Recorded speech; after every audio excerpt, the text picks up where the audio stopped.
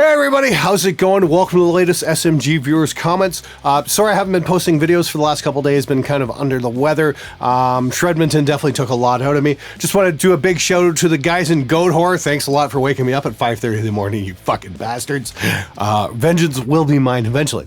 But seriously, a great bunch of guys. It was kind of cool hanging out with them, then going for breakfast and whatnot. And they were truly magnificent live. I'd like to thank Tyson Travnik.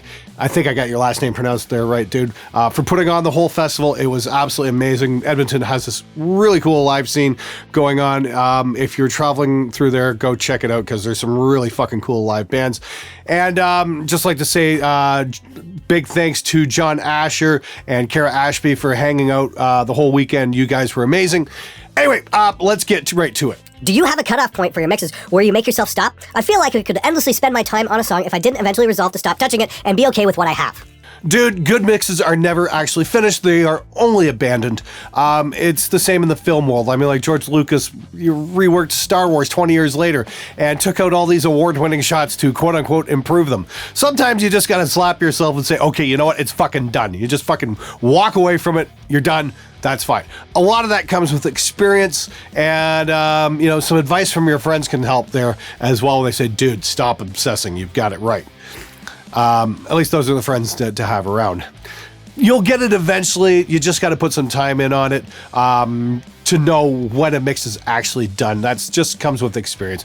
Best of luck to you. Please don't give up. Comparing real drums versus samples is like comparing real boobs versus fake boobs. It's just not the same. Yeah, I see exactly what you're getting at there, dude. I think you're absolutely right. Where do you stand on programmed drums as a writing tool then?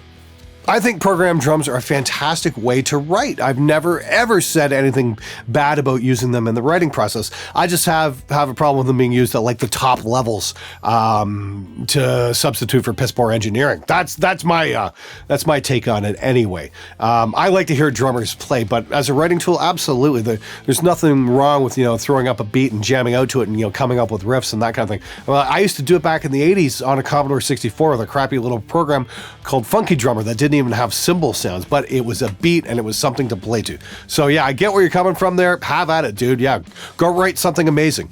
I couldn't agree more about perfect performances. So many of today's bands release pristine recordings that, to my ears, sound lifeless. It's almost like music created by robots.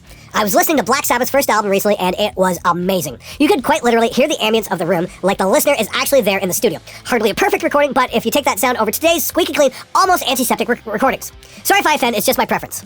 It's my preference too. You've got a great point about things being antiseptic. I've dropped this word before from time to time, and people really get pissed off when I start using it. But it's almost like the human element is being censored out of records these days, and I think that sucks. One of the cool things I got to do at NAMM this year was I got to sit in on a lecture done by none other than Eddie Kramer, and Eddie recorded Rolling Stones and.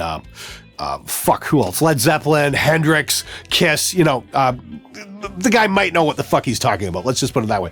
And the one phrase Eddie said that stuck with me and just rang true with me was, leave the goddamn mistakes in. Because, sometimes, obviously sometimes you're going to run into bad mistakes, but sometimes mistakes can be good. And those little idiosyncrasies are what give a record its character and its humanity. And we're really missing a lot of that. Saw a reaction to this video over on Drummer World. They fucking hate it.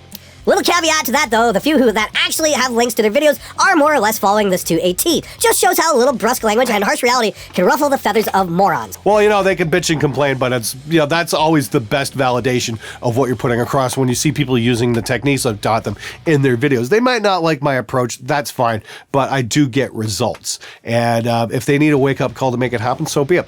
I mean, the one cool thing that came out of that series, especially with the Drummer World Forum thing, was I started talking to Jackson Ward, and turns out we're on the same page on a lot of things when it comes to recording drums, and we've had some just magnificent results. He's come up here to the studio a couple times, and you guys saw him play on that Rev 740 demo, and well, you know how that one turned out. So you never know where the hate comments are actually going to lead, but if you actually start talking to each other, you might find you might have a lot more common ground with people than you realize. Hey Glenn, I have a question regarding drum mics. Apart from the MD421s you have on the toms, what else do you recommend? I recommend MD421s. They are the perfect tom microphone.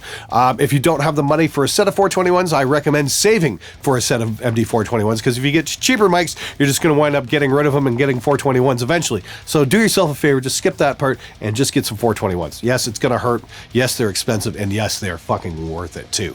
That being said, if anybody knows some mic manufacturers who might be interested in participating in a tom mic shootout, leave a comment in the comment section below. Maybe I can contact a few people, because that might be kind of fun to do a tom mic shootout and just see what sounds like what. Hi, Glenn. Recently got one of your Stop Cupping the Mic shirts and wore it to an open mic. Surprisingly, no one got pissed off, but everyone thought it was funny. Yeah, you know, the only people who don't find that shirt funny are the dumbasses who cup the mic. Incidentally, you know, I checked out Dying Fetus at Shredmonton, and there was a heavy as fuck band. No mic cupping there. You know what? They sounded magnificent. The vocals were heavy as fuck and clear as a bell, because they're too busy playing guitar to cup it. So anybody who says, oh, well, you know, I gotta cup the mic to get my sound, tell them bullshit. Go check out Dying Fetus and see how it's really done. Someone's gonna rejoice when you die. Ugly, big mouth, dick face. Like your fucked up opinion is needed or valuable. Oh, you can always tell the people who the video's about by those kind of comments. Thank you so much for your comment. Really appreciate it. Hope you learned something. Seriously, what is the name of the song that plays at the end of the video? Floops? Epic folk metal? Help. That track's called Flight of the Wings Hazard by Protocol, and it appears on the record No Beer in Heaven. You guys have seen the, if you go through my video list, I actually shot a video for one of the other songs on that record called Get Me a Beer. That's featuring Kat. You guys saw her in the Trucking with Protocol video I put up a couple weeks back. That's one of her pieces there. That's her playing flute as well. Cool band. I like working with them because I get to do a lot of instruments I don't normally get to do. Usually Kat brings in these crazy fucking things like psalteries and fucking harps and all kinds of crazy stuff, and they're a lot of fun. So yes, Flight of the Wing Hazards, check it out. That might even be on YouTube. I know it's on iTunes, but pretty cool track, and thanks for asking. That's a wig, isn't it? Nope, it's not a wig. Most men wish they could have this kind of hair at 45. Any update here? I'm still waiting a couple of weeks. Yes, the video, I just did the last shots for it last night. The mix is done. I just got to put it together. Very interesting to see where it's going to go. Like I said, we had my good friend Siegfried Song singing on it, and you guys saw that thing he did with Judas Priest the Sentinel. Siegfried definitely took this song and made it his own. I still got a feeling, you know, half of you guys are just going to trash it just for the hell of it because it's a power ballad and not a full-on metal track.